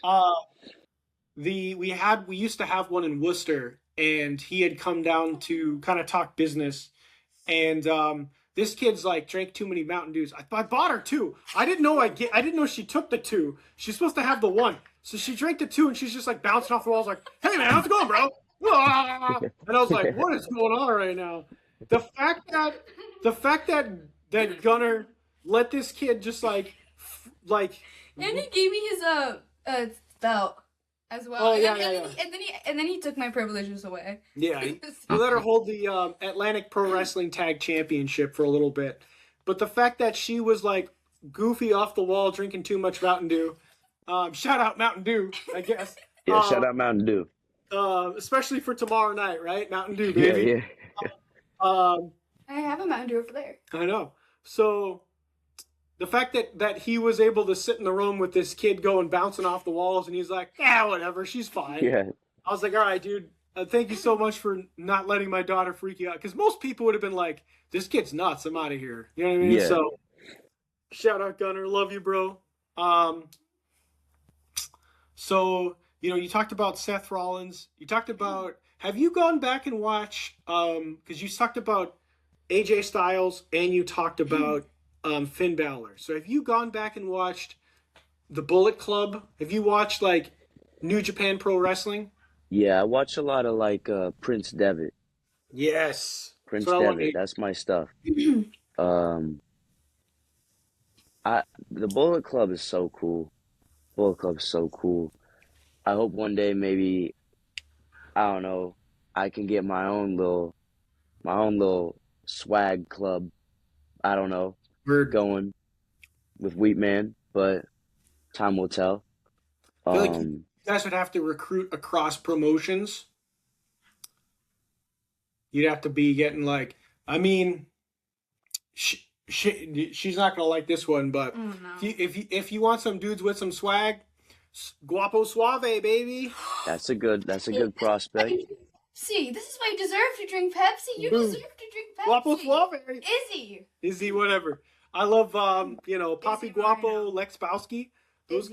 Those guys got some swag. That's all I'm saying. They do have some You already swag. won that. Yeah, I know, but still, I'm gonna keep And, rubbing it in your face that you have to drink a Pepsi. Diego was Nepwa. Yeah, I've trained with him. He trains every now and then when he can come down. He's an awesome Yeah, guy. he's a cool guy. He's a cool guy for sure. As she pokes me in the ear again. Thought we were friends, Gecko. Sheesh. But yeah, I might start watching like some Ring of Honor, like Tyler Black stuff, but New Japan AJ, Prince Devitt. I love watching like old Will Ospreay, especially when he was like skinnier. Like I feel represented. Um, but yeah, I definitely have like a type in my favorite wrestlers. Like I like guys that kick. Um, Right. but those are guys that I want to like wrestle like. So No, and she might cringe when I say this, and that's fine. But when I was like in high school, I was 115 pounds. So mm, like, I used to get a lot of people like trying to talk trash because like, oh, what are you gonna do, skinny kid? And I'm like, yeah, punch you in the face. yeah, Fist, a simple as that. fist hurts too. Yeah, we all got bones. Yeah, exactly. Just a quick smack to the mouth. Yeah. I did MMA for a couple of years, and my favorite go-to now is just a surprise knee.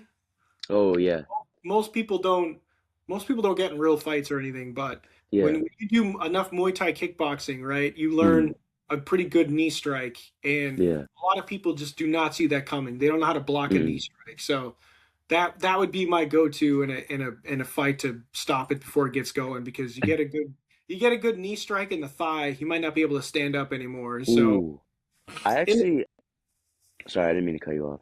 no, I was like, oof, it would be good. It would be good. Yeah, I did a few um jujitsu classes and a few kickboxing classes. Did you ever do that drill where you like put your hands on each other's shoulders and you kick each other's legs really lightly back and forth? And it's Yes, just little taps, but over time it gets so bad so quickly.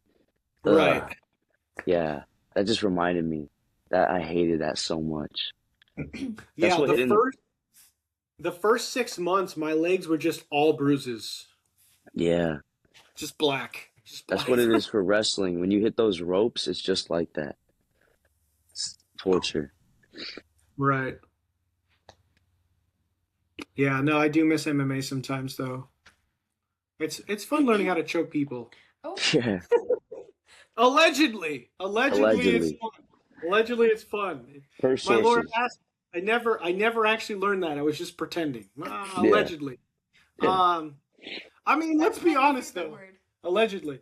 Uh, but I mean, let's be honest though. It's not like the United States Army taught me how to hold hands and sing "Kumbaya," right? Mm-mm. Like, it's not what we learned. We not what we learned. We learned force. We'll just say that. Yeah, We'll just allegedly we learned force. How about that? allegedly. Might equals right, baby. But yeah, I would definitely recommend like Ring of Honor, Tyler Black. That stuff was gold. Kevin Steen, El Oh Generic, yeah. even back the OG Summer of Punk, Oh um, yeah. and even like early. I mean, NXT Black and Gold for me is probably, for me personally, I think it's the best era of all time. Like, I agree, honestly.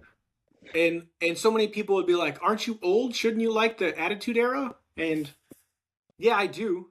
I do love the Attitude Era. I mean, my son's name is Sean Austin. Okay, so I Okay. named him after Shawn Michaels and Stone Cold Steve Austin. Okay, so obviously I love the Attitude Era, And he's but not a wrestler? no, Come he on doesn't even now. like. Come on He now. doesn't even like wrestling. He doesn't. What? He couldn't even care. I had to have a daughter for someone to play sports, to go outside, to watch to go with me to events. Like this kid would never touch. Like I remember literally one time he was like 5 or 6 years old, and I'm a huge baseball fan. I love baseball. When I was a kid, Okay. Baseball. I played a lot of baseball. I loved it to death for years. And when my son turned like I think he was like 5 or 6 years old, I went out and I paid like $500 for like a Oh, tea geez. stand and bases and all of this stuff. And I brought him outside and I was like, all right, he's my boy. He can't wait. Like, he's going to be just like his dad. He's going to love it. I set up the T-ball and he sat there and he was just like, what do you want me to do? And I'm like, all right, this is what you do. And I showed him it and I hit the ball and I was like, that's what you got to do. And I bought like a bucket of balls and all this stuff. And he sat there and he was like, he swung the bat a few times. The kids always hit the tee first. They don't hit the ball. And I was, you got it, you got it, you got it. Then he finally hit the ball, and then he put the bat down. He's like, can I go play SpongeBob now? And I was like, no. Well, luckily I played baseball and softball. There you go. Baseball, I preferred soccer. soccer. I wish I played. Surprise. I wish I kept playing soccer. Basketball. You played basketball. Oh, You yeah. actually would. She actually would go with me to events. A Nice. very young JJ King didn't like wrestling. It kind of freaked her out. So Oh yeah, I was scared. she was scared. So it's funny because there's so many times where she's like, I didn't even know you were paying attention to wrestling. And I'm like, well, that's because I was number one, your father, and number two, a responsible adult. So when Yeah. I was taking in things that scared you, you didn't know about it. Like, Yeah. that's what you're supposed to do as a responsible parent, okay? So yeah, when I'm watching, Simon Miller do ups and downs or King Ross shoot all this stuff off or watching SmackDown or whatever, I would be doing it elsewhere and not in the house because she was afraid of it. So Yeah. didn't She was even also bully me. afraid of row 6 NXT Heatwave seats, from what I've learned.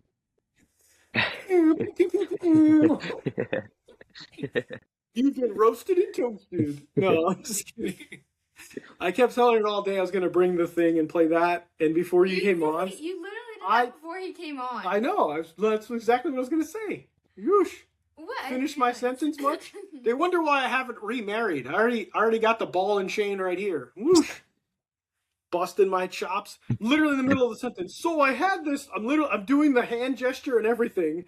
And she's like, you did this. Like, you forgot. Bro, I was getting there.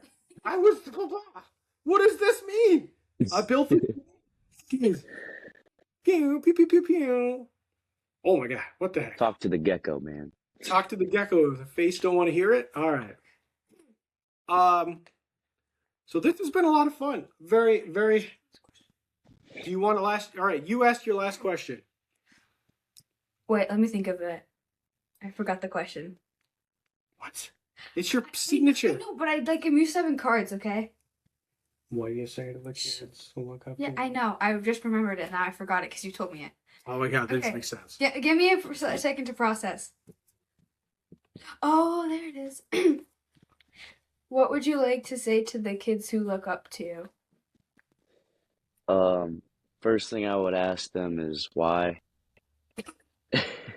Straight up.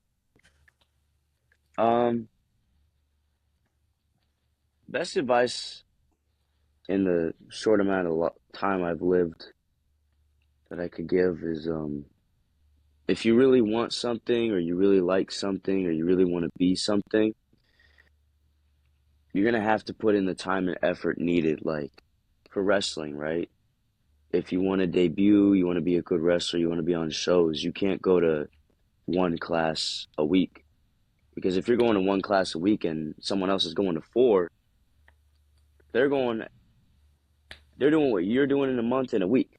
So if you want something, you got to put the time and the effort and the thought into it. You can't half-ass whatever you're trying to do. But also just have fun with life. Like, nothing's really that serious. I'm not serious. And everything just works out how it's supposed to, I guess. But yeah, like the only advice I can give like new students when they start at the school is just like show up and put the work in. That's all you can do. That's all you can do. That's valid advice, and it's valid anywhere in the world, right? It doesn't matter if you're trying to be a professional wrestler or you know a Yeah, singer, an actor, whatever it is. If you believe in that craft and you want to be part of that craft, do as much as you can with the time you have, right? yeah, I've said it before and I'll say it again, and I say it to my kids all the time. You know, no one grows up and hits my age and says, "Oh man, I wish I was an accountant when I was young." You know what I mean? Like, yeah, there's always time to get that 9 to 5. There's always time to climb the corporate ladder.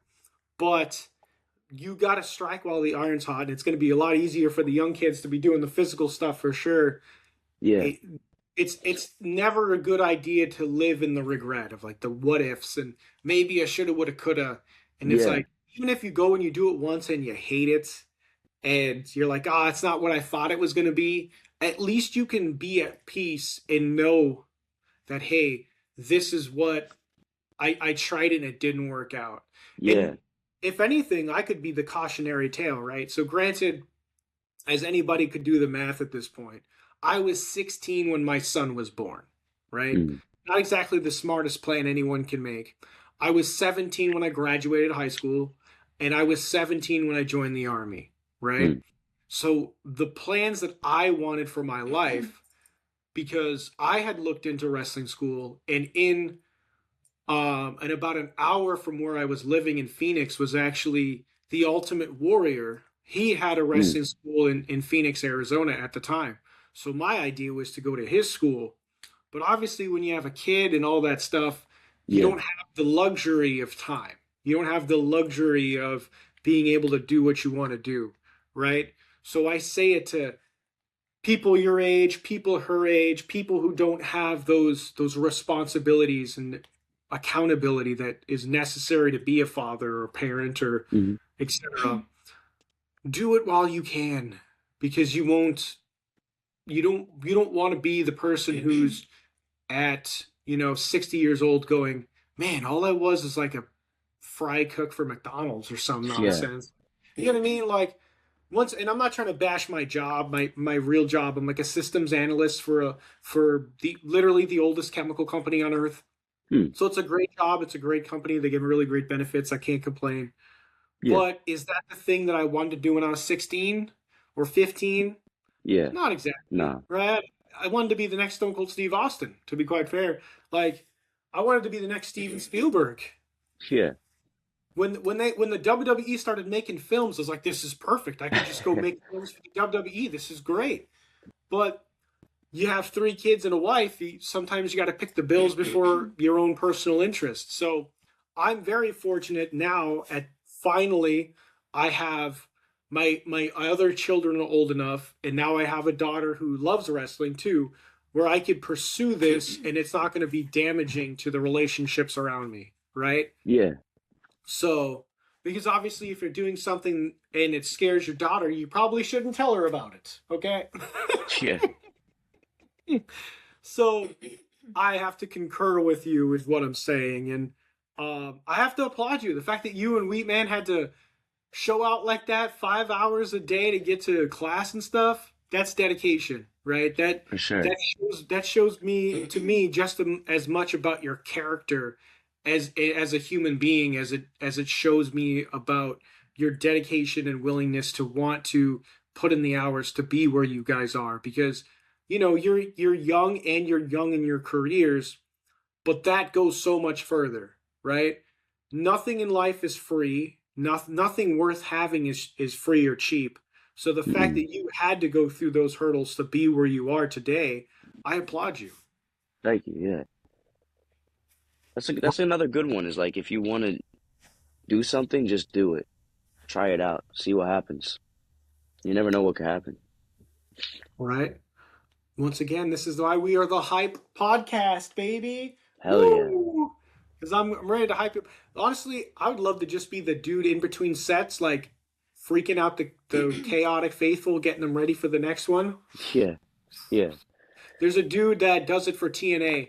In between TNA matches, he comes out, he hypes up the crowd, and then he hands it over to the in-ring announcer So it's almost like a supplemental. That'd be cool. He acts like the goofy idiot so that the the rich Paladinos of the world can be, as refined and elegant as they want to be. Yeah, they can They don't preserve their voice. exactly. So Rich can do what he needs to do, and then I just go out there and go, "Come on, baby, let's go, let's Yeah. go." You know what I mean? Like a lunatic. I don't know. And It then I think works at TNA. I don't know if you've been to a TNA show, but they did something like that at AEW, I think. I went to an AEW show recently, like November. And yeah, before commercial break would end, there'd be some dude like hyping up the crowd like crazy. I think that's the best job, honestly. that's the job I want to be. That's the Yeah. job. I want to be the wild man that's just like, "Come on, bro." So did you go to the one in Boston? Yeah, Mercedes Moné main evented. She like won a new Yeah. title. Yeah, that was awesome. Yeah, JJ and I went. We actually got. I'll tell you when we're not in there, but we actually got free tickets from someone, and it was pretty sweet. It was pretty sweet. It Nice. was too sweet, as they would say, too sweet. Too But sweet. whoo. So yeah, I feel like this is a good time to wrap it up. Thank you so much for For being sure. on here today. Yeah, thank you for For having me. yeah, no, it's been great. We always love seeing your work. Thank you. We're definitely hyped for tomorrow. It's honestly the only show we have this week. It's kind of weird to be doing only one show in a weekend. Normally we do at least two, if not three. Oh, So geez. If my mom allows. if her mother allows her to go on a Sunday, Mm. go to a Sunday show, I'm gonna try really hard to get us to go to a Sunday show coming up. I think it's what, March 15th, Mm. because it will have Shannon Levangie versus Becca for the Ooh. for Becca's world title.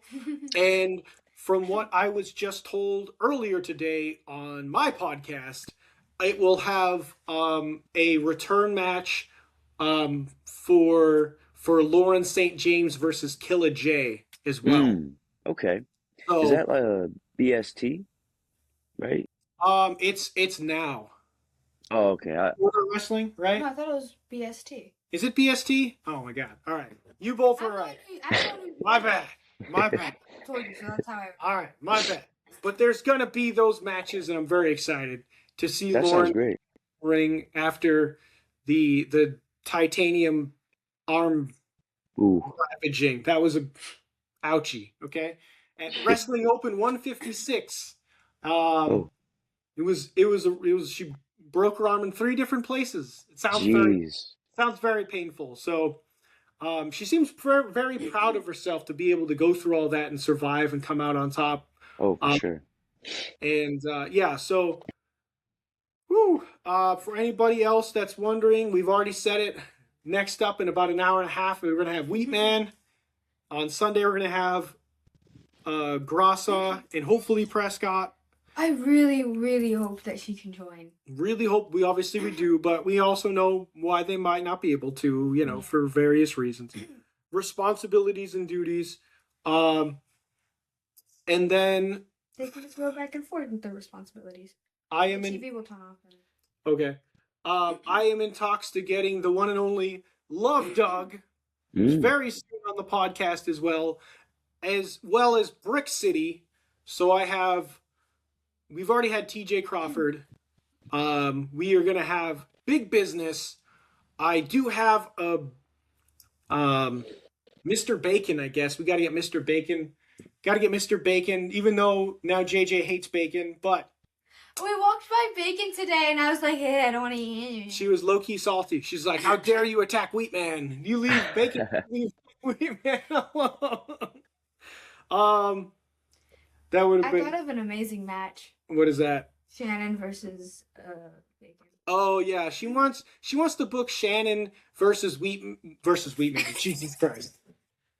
Oh, That'd be a I banger. do love it, man. She wants to book Mr. Bacon versus Ms. Levangie, teacher versus teacher style. Yeah.